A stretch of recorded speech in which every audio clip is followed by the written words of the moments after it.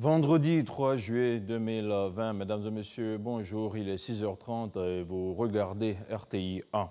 Amadou Gon Coulibaly est de retour à Abidjan après 2 mois passés à Paris pour un contrôle médical suivi d'un repos.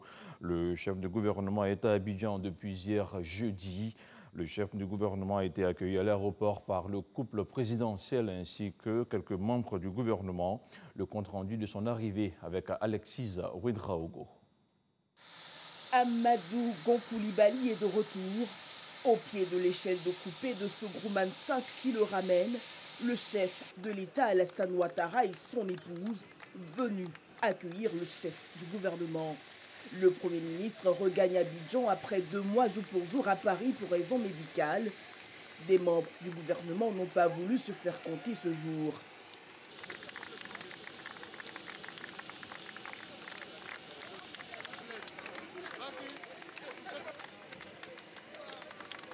Quand Amadou Gon Coulibaly s'ouvre à la presse, ses mots sont de remerciement pour le chef de l'État.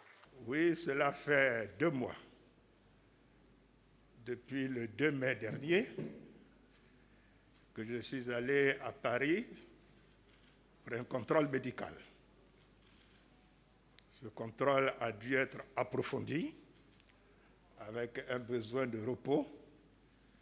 Et après ce contrôle et ce repos, me voilà de retour en forme.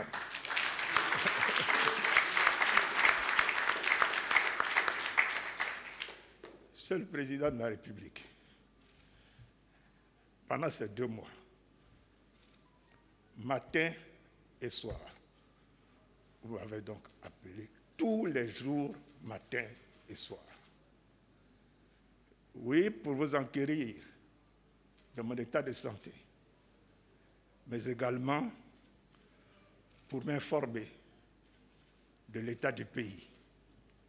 Oui, Monsieur le Président, vous ne pouvez pas imaginer ce que ces appels m'ont apporté.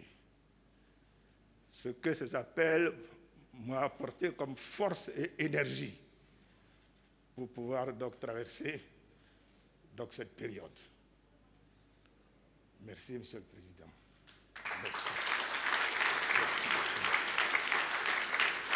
Vous avez été interface entre ma mère et toute la famille et moi pour les rassurer au fur et à mesure, leur donner les nouvelles au fur et à mesure.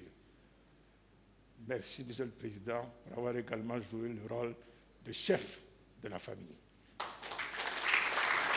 Avec lui, un autre soutien, celui de la première dame Dominique Ouattara. Je voudrais saluer donc la première dame, que j'ai eu le plaisir, l'honneur et qui m'a procuré beaucoup de joie en me rendant 2 visites pendant mon séjour donc, à Paris. Madame la première dame, merci. Là aussi, je me souviens de tous les mots de réconfort. Je vais trahir un secret, parce que quelquefois, je n'arrive pas à garder tous les secrets. Vous avez dit, Amadou, quand tu retourneras, tu seras encore plus fort.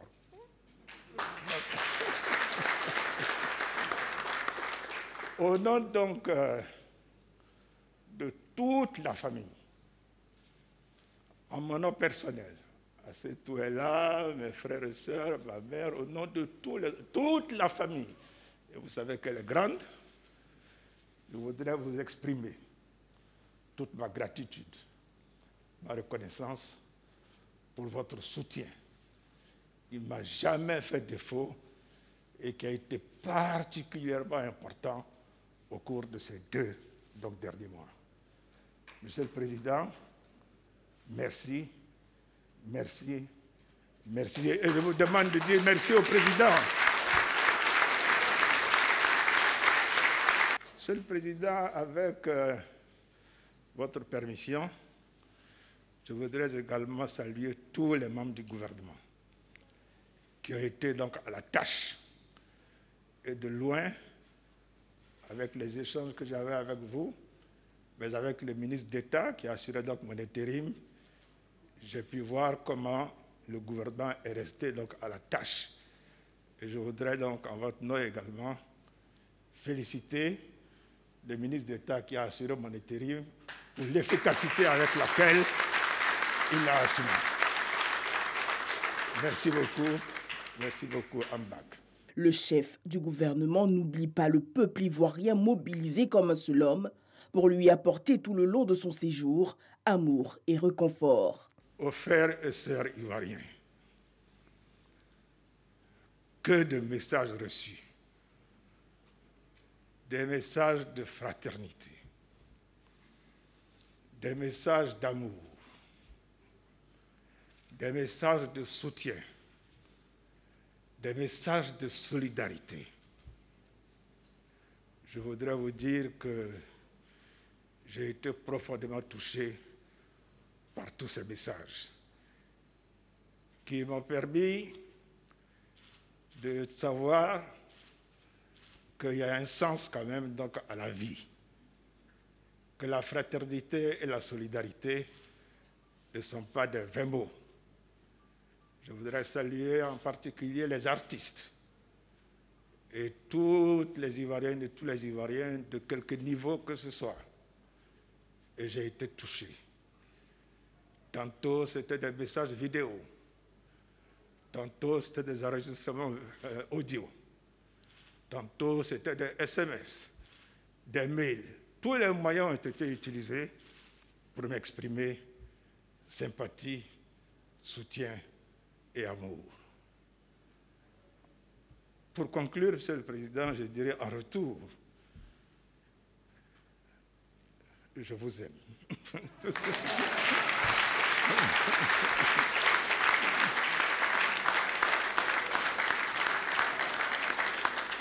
Et je suis de retour pour prendre ma place aux côtés du Président pour continuer l'œuvre de développement et de construction de notre pays, la Côte d'Ivoire.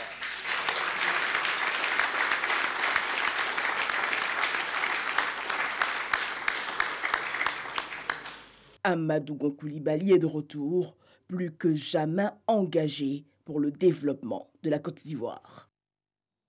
Quelques heures donc avant l'arrivée à Abidjan du Premier ministre, Amadou Gon Coulibaly, le chef de l'État, le président Alassane Ouattara, s'était rendu à l'état-major général des forces armées. Alassane Ouattara y a présidé une cérémonie d'hommage de la nation aux militaires tombés en opération à Kafolo, dans le nord du pays. Morts pour la Côte d'Ivoire, ces soldats ont été élevés à titre posthume au grade de chevalier de l'Ordre national. Le film de la cérémonie avec Jérôme Kofi Abolan. Une présence qui honore, réconforte et apaise les douleurs pour nos forces de l'ordre qui pleurent des frères d'armes arrachés à leur affection dans une attaque le 11 juin dernier à Kafolo, dans le nord du pays. Cette présence, c'est celle du président de la République, Alassane Ouattara, chef suprême des armées ce jeudi, à la cérémonie d'hommage aux soldats tués alors qu'ils étaient en opération pour sécuriser les populations.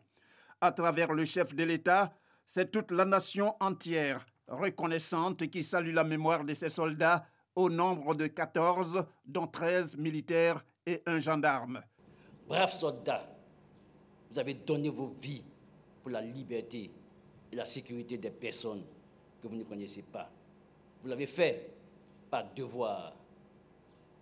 Votre mort n'aura pas été inutile, bien au contraire.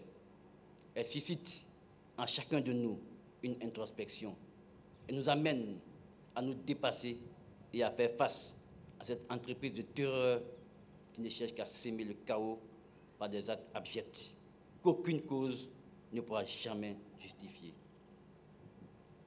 Cette journée doit nous rappeler que tous, gendarmes, militaires, forces paramilitaires et population, devront, main dans la main, faire barrage à tous ceux qui terrorisent cette nation. Et nous, vos frères d'armes, en prenons l'engagement. Chères familles éplorées, je vais ici vous exprimer toute notre solidarité. La solidarité de la République et des forces armées de Côte d'Ivoire dans cette épreuve ô combien difficile. Recevez nos sincères condoléances. Tous ces soldats morts au combat ont été décorés à titre posthume. C'est le ministre d'État, ministre de la Défense, Ahmed Bakayoko, qui a procédé à la remise de leurs distinctions. Ils ont tous été élevés au grade de chevalier de l'ordre national. Le drapeau national a été remis aux familles des victimes par le président de la République, Alassane Ouattara. Le chef de l'État a aussi déposé une gerbe de fleurs sur la stèle dédiée aux morts à la place d'armes générale Thomas Daquin, dans l'enceinte de l'état-major général des forces armées, au camp Gallieni, où s'est déroulée la cérémonie. Un grand moment de tristesse, toujours au chapitre de la grande muette, 140 soldats professionnels issus de la 30e promotion de l'ENSOA. L'École nationale des sous-officiers d'active sont de sortie. Ils viennent de recevoir leurs épaulettes aujourd'hui, vendredi 3 juillet, un événement qui fera date selon notre correspondant local, car il s'agit de la première cérémonie du genre au sein de l'école après son retour sur ses bases. Pour rappel, la dernière cérémonie au sein de la ville s'était déroulée il y a 19 ans. Des officiers, des sous-officiers donc qui recevront aujourd'hui, vendredi, leurs épaulettes. Et ce communiqué du ministère de la Santé et de l'Hygiène publique relatif au point de la situation de la maladie à coronavirus. Le ministère de la Santé et de l'Hygiène publique a enregistré hier jeudi 290 nouveaux cas de Covid-19 sur 1608 échantillons prélevés, soit 18% de cas positifs, 279 guéris et 0 décès.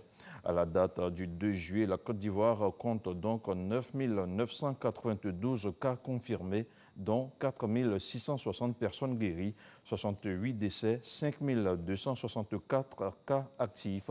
Le nombre total d'échantillons est de 59 382. Le ministère de la Santé et de l'Hygiène publique rappelle que la pandémie n'est pas terminée. Il exhorte les populations au strict respect des mesures barrières, notamment le lavage des mains à l'eau et au savon, la distanciation physique et le port de masque lorsque nous sommes dans les lieux publics afin de nous protéger et de protéger les autres. Le point presse du gouvernement a lui été marqué par un bilan sanitaire et sécuritaire. Il a été suivi pour RTI 1 par Serge Coléa. Regardons ensemble. Ce n'est plus un secret à Abidjan. Des bars et boîtes de nuit continuent d'ouvrir clandestinement malgré l'interdiction du Conseil national de sécurité. La police en a épinglé quelques-uns dans la commune d'Abobo.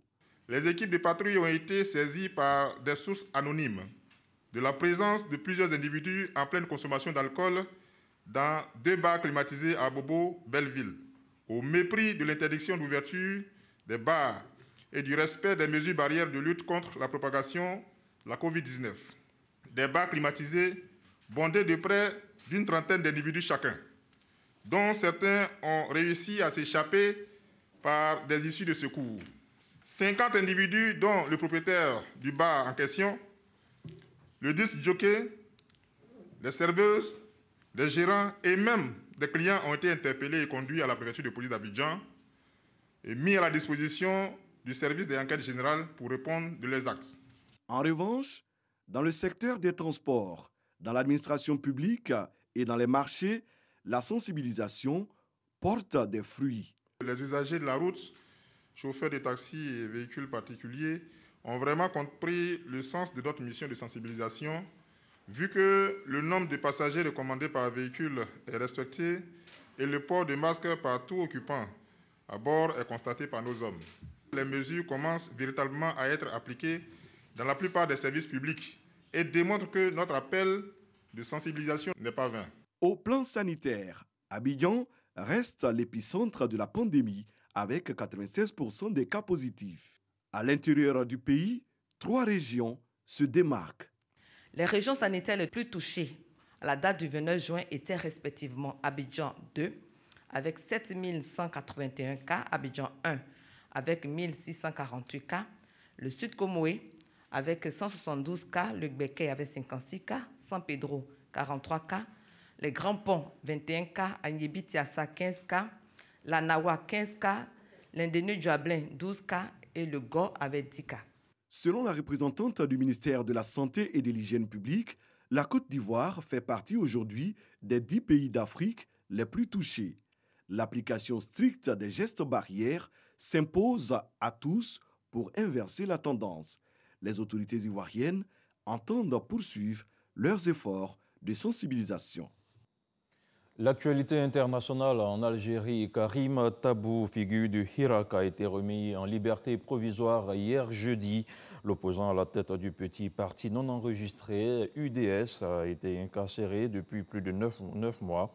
La Cour d'Alger a en effet accepté la demande de remise en liberté provisoire présentée par ses avocats. A noter que Karim Tabou est aussi poursuivi dans une autre affaire pour atteinte au moral de l'armée algérienne. Et puis, dans le centre de l'Afrique, dans l'affaire Abiyarimana, la justice française doit se prononcer sur la validité du non-lieu. Il s'agit d'une étape judiciaire importante dans l'enquête sur l'attentat contre l'avion du président Abiyarimana, considéré comme déclencheur du génocide rwandais en 1994. La Cour d'appel de Paris doit dire ce vendredi 3 juillet si elle confirme ou non le non-lieu prononcé fin 2018 pour 7 Rwandais, des proches du camp du président Paul Kagame, mis en examen dans cette procédure de plus de 20 ans. Et voilà, c'est ici que l'on s'arrête pour ce premier point d'information. Merci à vous tous qui l'avez suivi. Je vous retrouve demain à 6h30.